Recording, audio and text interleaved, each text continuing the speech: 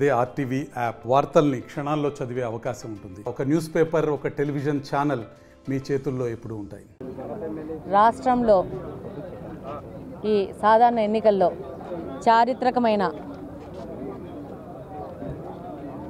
ఫలితాలు వచ్చాయి. అందులో ముఖ్యంగా కడప నియోజకవర్గం గత 20 సంవత్సరాల నుంచి తెలుగుదేశం పార్టీ ఊసు లేకుండా ఉన్న నియోజకవర్గంలో తెలుగుదేశం పార్టీ విజయం సాధించడము, ఇది చంద్రబాబు నాయుడు గారికి కడప జిల్లా నుంచి మేమిచ్చే ఆయనకు బహుమతి. కడప కంచుకోటను బద్దలు చేశాం. ఈ యొక్క విజయానికి ముఖ్య కారణము కడప నియోజకవర్గంలో ఉన్న ప్రజలు, మీడియా ప్రతినిధులు అందరూ, మా పార్టీ కార్యకర్తలు, నాయకులు అందరూ.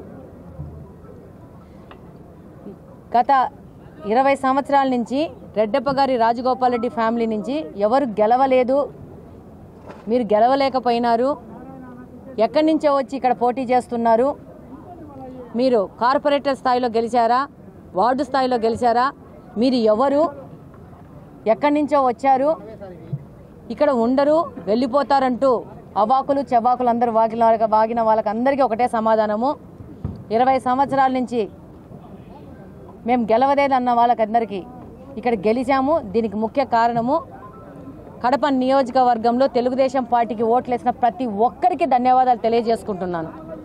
అలాగనే ఈ విజయం మా మామయ్య రెడ్డప్ప గారి రాజగోపాల్ రెడ్డి గారికి అంకితం చేస్తున్నాము. అలాగనే ఈ నిమిషం నుంచి కడప నియోజకవర్గంలో గత 9 నెలల నుంచి మేము తిరిగి ఇక్కడున్న సమస్యలు తెలుసుకొని ఇక్కడ మేము చేస్తానన్న ప్రతి ఒక్క వాగ్దానాన్ని మేము ప్రతి ఒక్క రోజు గుర్తుపెట్టుకొని దాన్ని ఎలా సాధించాలని దాని మీద ఇక్కడి నుంచి పనిచేస్తాము. కడప నియోజకవర్గంలో ఇంతవరకు వాళ్ళు చూడలేని విధంగా ఒక ఎమ్మెల్యే అభ్యర్థి వాళ్ళకి సేవ ఎలా చేస్తారు అనేది మేము నిరూపించి చూపిస్తామని చెప్పి ఈ సందర్భంగా తెలియజేస్తున్నాను.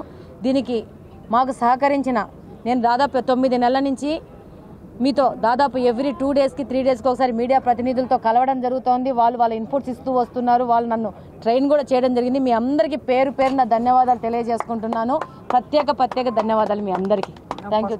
నాయుడు గారు ఇక్కడ మహిళకు కేటాయించాలా, మహిళ ఉండాలా అని ఆలోచించడంతోనే మా విజయం ఆల్రెడీ అక్కడే డిసైడ్ అయిపోయింది. ఈరోజు ఒక మహిళగా కడప నియోజకవర్గం నన్ను దగ్గరికి తీసుకుంది. వాళ్ళ అక్క, చెల్లి, వాళ్ళ బిడ్డలాగా తీసుకుంది. కడప నుంచి ఫస్ట్ మహిళగా నేను ఇక్కడి నుంచి పోటీ చేస్తున్నాను. ఇప్పటి వరకు స్వాతంత్రం వచ్చినప్పటి నుంచి ఇంతవరకు ఒక మహిళను కూడా ఇక్కడ ఏ పార్టీ నిలబెట్టడం జరగలేదు, గెలవడం జరగలేదు. మరిన్ని వీడియోస్ కోసం ఛానల్ ని సబ్స్క్రైబ్ చేయండి. లేటెస్ట్ అప్డేట్స్ కోసం వాట్సాప్ ఛానల్ ని ఫాలో చేయండి. అండ్ లింక్ డిస్క్రిప్షన్ లో ఉంది.